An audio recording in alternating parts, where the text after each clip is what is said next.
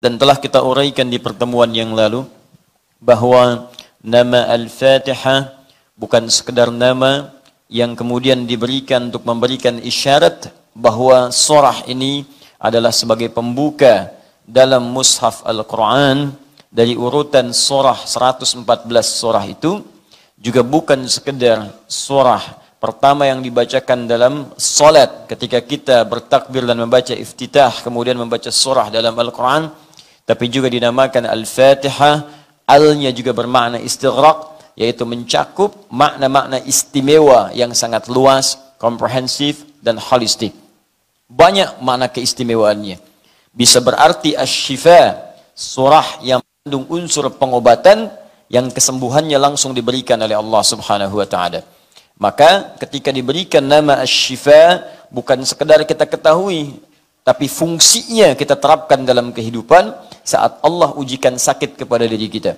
Maka bacakanlah surah ini seperti Nabi mengajarkan, seperti sahabat mempraktikkan dengan penuh keyakinan dan keimanan kepada Allah Subhanahu wa taala.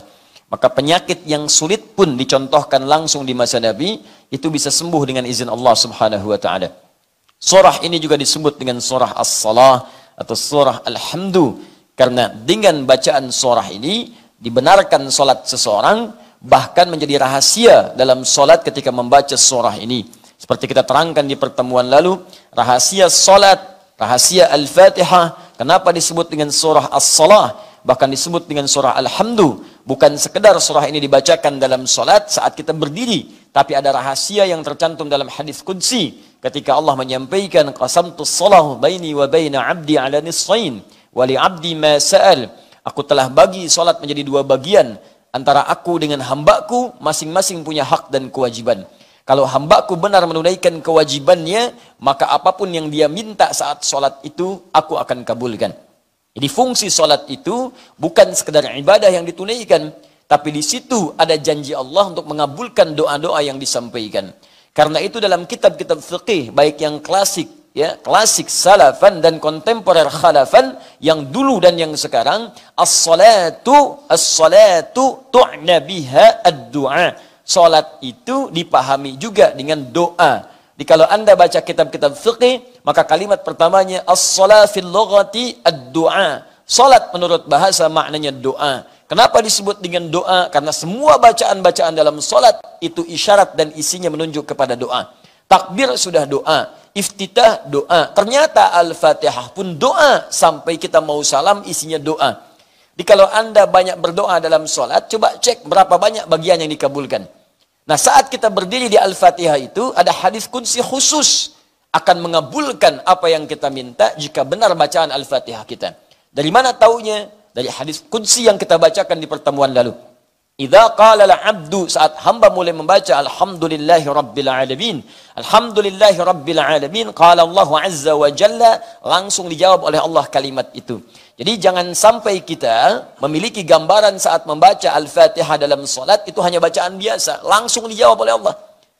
Karena itu amanat Nabi disebutkan dalam salah satu hadisnya, dirangkum oleh Al-Imam Muslim dalam kitabnya Sahih Muslim jilid yang pertama nomor hadis yang ke-8, dan dikutip oleh Al-Imam An-Nawawi dalam kitabnya yang kedua Al-Arba'in An-Nawawiyah dari 42 hadis, disebutkan pada hadis nomor kedua, dan dikhususkan oleh sementara ulama dengan satu jilid khusus saking pentingnya hadis ini dengan nama hadis Jibril. Maka dalam bagian bab itu ada pernyataan tentang ihsan. Mal ihsan? Kata Nabi, al-ihsanu an ta'budallaha ka'annaka tarah, fa illam takun tarahu fa innahu yarak. Engkau beribadah menyembah Allah, an ta'budallah. Engkau beribadah menyembah Allah. Kalimat ibadah an ta'budallah ditafsirkan langsung oleh Al-Quran. Di antara makna ta'budallah, perintahnya bermakna u'bud, sembah Allah. Nah, kalimat sembah Allah itu ketika disebutkan dalam Al-Quran terkait dengan salat. Di mana ditemukannya? Quran surah ke-20 ayat ke-14. Innani anallahu la ilaha illa ana fa'budni. Saya Allah, kata Allah, tidak ada Tuhan selain Allah, sembah saya. Sembah saya. Di sini ada sifat uluhiyah untuk menuhankan Allah saja, ada sifat kita untuk menyembah Allah, ubudiyahnya hanya menyembah kepada Allah saja, bukan kepada yang lainnya. Fa'budni, kata Allah, sembah saya. Bagaimana menyembah Allah itu? Wa aqimis salata li dzikri. Fa'budni wa aqimis shalah. Sembah saya dan cara menyembah saya lakukan lewat salat. Ketika Allah mengatakan sembah saya lewat salat, anta'budallaha, engkau menyembah Allah kapan? Lewat salat. Karena itu dalam salat kita menyembah Allah dengan mengucapkan kami menyembahmu ya Allah. Dalam bahasa Arab kami menyembah na'bud, hanya kepadamu iyyaka. Maka kita katakan iyyaka na'bud, ya Allah, sekarang kami sedang menyembahmu. Apa yang terjadi ketika menyebutkan kalimat tadi? Perhatikan kata Nabi, rasakan kita sedang didengar oleh Allah. Kita diawasi. Walaupun kita tak mampu melihatnya, rasakan engkau sedang diawasi oleh Allah Subhanahu wa taala. Wa idza qala al-'abdu ar-rahmanir rahim, jika hamba berkata ar-rahmanir rahim, qala Allah azza wa jalla, Allah langsung menjawab, hamadan athna 'alayya 'abdi. Hambaku sedang menyanjungku. Wa idza qala al-'abdu maliki yaumiddin, jika hamba berkata maliki yaumiddin, qala Allah azza wa jalla, Allah menjawab majjadani 'abdi, hambaku sedang mengagungkanku. Wa idza qala al-'abdu iyyaka na'bud, iyyaka na'bud, jika hambaku berkata ya Allah sekarang kami menyembahmu saja, sekarang kami salat dan kami buktikan kau Tuhan, kami hamba, karena itu kami menyembahmu sekarang.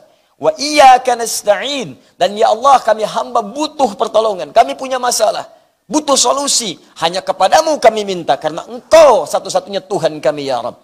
Maka apa yang terjadi dalam bacaan itu? Qala Allah azza wa jalla, langsung dijawab oleh Allah Subhanahu wa taala, hadza baini wa baina 'abdi, inilah yang aku maksudkan perjanjian antara aku dengan hambaku. Wali 'abdi, kalau hambaku benar bacaan Al-Fatihahnya sampai di sini, dari awal salat sampai bacaan ini, masa'ala, apapun yang dia minta sekarang, aku akan kabulkan.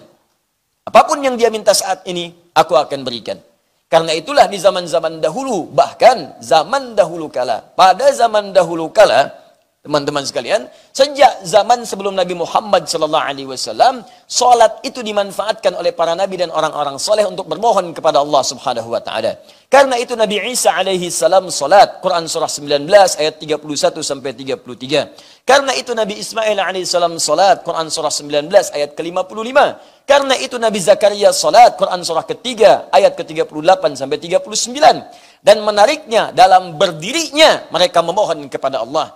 Termasuk contoh konkret Nabi Zakaria, seperti sering kita kisahkan, bermohon dalam berdirinya saat sholat, minta kepada Allah agar dikaruniakan keturunan. Hal yang mustahil, kata kebanyakan orang secara medis dan klinis, karena istrinya divonis maaf, monofos dan mandul. Mustahil punya keturunan. Tapi bagi Allah tidak ada yang mustahil. Karena itu kemudian saat meminta, langsung dikabulkan oleh Allah. Fanadathul malaikatu wa huwa qa'imun yusalli fil mihrab. Annallaha yubashshiruka biyahya. Datang malaikat sementara beliau masih berdiri dalam solatnya. Solatnya belum selesai, berdiri minta kepada Allah. Belum selesai solatnya, baru selesai doanya dalam berdirinya, langsung dikabulkan. Anda dapat kabar gembira akan punya keturunan, bahkan namanya langsung diberikan oleh Allah Yahya. Artinya hidup yang mustahil menurut sementara orang lahir dari rahim seorang perempuan yang divonis secara medis monopos dan mandul, kata Allah bagiku tidak ada yang mustahil, jadi dan hidup ya. Dan beruntungnya kita umat Nabi Muhammad SAW, Nabi istimewa, Rasul terbaik, lahir di tempat yang paling mulia, jaminan surga yang paling hebat, Rasul paling panutan. Maka spesial untuk umatnya Nabi Muhammad SAW, jangankan meminta, setiap akan sholat langsung ditunggu oleh Allah Subhanahu wa taala, mau minta apa. Bahkan diperintahkan, ingat ya, minta. Minta kata Allah. Bahkan panggilan salat dibuka dengan panggilan minta. Turunlah Quran surah kedua Al-Baqarah ayat ke-45. Wasta'inu bis-sabri was-salat. Wasta'inu, ingat jika kalian punya persoalan, minta solusinya kepada Allah. Sabar dulu terima, setelah itu mintakan. Kapan ya Allah? Wassalah, saat salat. Mintakan kepada Allah Subhanahu wa taala. Kalimat perintah. Di saking inginnya Allah meringankan beban hidup kita. Saking inginnya Allah hidup kita itu tenang di dunia. Jangan banyak persoalan. Tenang. Allah minta kita tenang. Salat itu disebut zikir. Wa aqimis salata li dzikri. Tunaikan salat supaya menjadi zikir kepadaku. Fungsi zikir itu menenangkan jiwa. Quran surah ke-13 ayat ke-28. Ala bi dzikrillahi tatmainnul qulub. Yakinkan pada dirimu, jika salatmu benar, zikirmu benar kepada Allah, dampaknya ke hati akan tenang. Jadi ketika kita dipanggil salat, itu panggilan untuk menenangkan jiwa kita. Ketika dipanggil sholat, panggilan untuk memberikan solusi kepada kita. Ketika diminta sholat, panggilan untuk meringankan beban hidup yang sekarang sedang kita rasakan. Jadi kalau orang sehat, orang berakal, orang cerdas, orang mengerti, dan orang mau meringankan beban hidupnya, tentu dia akan senang dengan panggilan sholat, bahkan belum dipanggil, dia sudah siap-siap untuk menunaikan sholat. Karena itu sangat paradoks, berlawanan, sangat aneh, dan rasanya tidak bisa dimengerti kalau ada orang ingin diringankan beban, tapi dia tidak mau menerimanya. Katanya punya masalah, katanya ingin solusi, katanya ingin rezeki, katanya ingin kemudahan. Sekarang yang punya segalanya memanggil Anda, saya berikan sekarang ya. Tapi ketika diberikan, Anda malas-malasan, bagaimana bisa mendapatinya? Ketika akan diberikan, Anda tunda, bagaimana bisa menerimanya? Ketika akan diberikan, bahkan ada yang tidak mau menerimanya, sedangkan dia mengharapkannya. Ya Allah, apa engkau benci denganku? Aku minta solusi. Datang sini, aku berikan. Malas ah. Ya bagaimana bisa didapatkan? Itulah sebabnya panggilan sholat dibuka dengan kalimat wasta'inu, siapkan apa permohonanmu. Bahkan bagi orang-orang yang masih ragu, dipanggil imannya. Apa masih punya iman dalam jiwamu? Maka dimunculkan di ayat 153 panggilan imannya. Ya ayyuhalladzina amanu. Hei semua orang yang masih punya iman. Apakah imannya lemah? Ataukah imannya standar? Imannya kuat? Dipanggil dengan ya. Disebutkan 361 dalam Al-Quran. Nida'ul qarib, nida'ul mutawassit, nida'ul ba'id. Panggilan untuk merasa yang dekat dengan Allah, panggilan merasa yang setengah-setengah dengan Allah, atau panggilan bagi orang yang merasa jauh dengan Allah, tapi masih merasa punya iman dalam dirinya. Sepanjang kau mengaku beriman, ada iman dalam jiwamu, kata Allah, saya ingatkan padamu, saya tekankan ayyu, gabungkan ayyuha, saya serius nih, saya tekankan, saya ingatkan, ayyuha disebutkan 150 kali dalam Al-Quran. Sepanjang kamu masih punya iman, besar, kecil, tua, muda, kaya, cukup, saya nggak peduli. Alladzina disebutkan 1080 kali dalam Al-Quran. Semua pemilik iman tanpa kecuali. Sepanjang masih punya iman, ista'inu bis sabri was salah. Ya ayyuhalladzina amanu ista'inu bis sabri was salah. Maka imanmu akan menuntun engkau minta solusi kepada Allah lewat salat. Jadi kalau ada orang punya persoalan, dipanggil salat masih nggak mau salat, patut dipertanyakan orang itu masih punya iman atau tidak.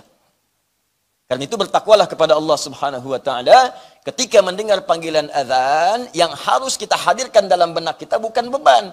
Kalau beban itu capek. Allahu akbar, Allahu akbar. Yang teringat fitness, beban barbel. Ya berat gitu kan. Tapi kalau kita bayangkan solusi, Masya Allah. Allahu akbar, Allahu akbar. Gajian. Allahu akbar, Allahu akbar. Lamaran diterima. Allahu akbar, Allahu akbar. Tender menang. Allahu akbar, Allahu akbar. Besok akad. Masya Allah. Malam lamaran, subuh akad. Kalau semuanya begitu enak.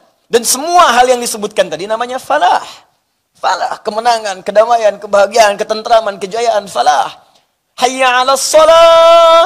Kenapa salat? Hayya 'alal falah. Ayo dapat. Jadi kalau yang kebayang semua itu demikian, itu enak. Di salat itu bukan beban. Nikmat gitu. Jadi baru mendengar suara itu langsung bangun. Ya Allah, solusi ini datang. Ya Allah, ini yang aku butuhkan. Ya Allah, aku tunggu-tunggu dari subuh tadi. Sekarang rupanya tiba.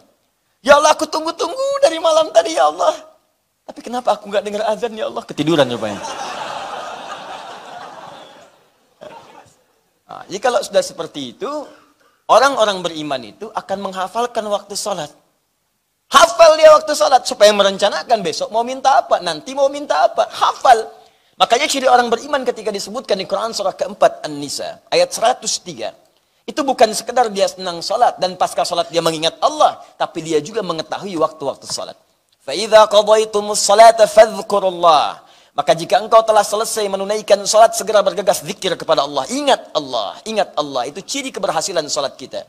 Qiyaman wa qu'udan wa 'ala junubikum. Baik Anda dalam keadaan berdiri, sedang buru-buru, jangan menghilangkan zikir. Assalamualaikum warahmatullahi. Assalamualaikum warahmatullahi. Buru-buru, taksinya sudah menunggu sambil keluar astaghfirullah, astaghfirullah, astaghfirullah. Allahumma antas salam wa minkas salam tabarakta ya dzal jalali wal ikram. Mau kemana Pak? La ilaha illallah wahdahu la syarika lah. Lahul mulku wal hamdu yuhyi wa ala kulli syai'in qadir. Masuk. Kuningan Pak. Jalan. Enak gitu. Ada kesempatan duduk, tunggu. Sampai syuruk, tunaikan salat. Tak ada kesempatan sulit di rumah sakit, tidak ada masalah. Rumah sehat, tidak ada persoalan. Sambil berbaring, zikir. Wa ala junubikum. Fa idza tuma'nantum fa aqimus shalah. Hati tenang, suasana nyaman, tunaikan salat dengan enak. Innas salata kanat 'alal mu'minina kitaban mawquta. Sungguh salat itu bagi orang-orang yang punya iman.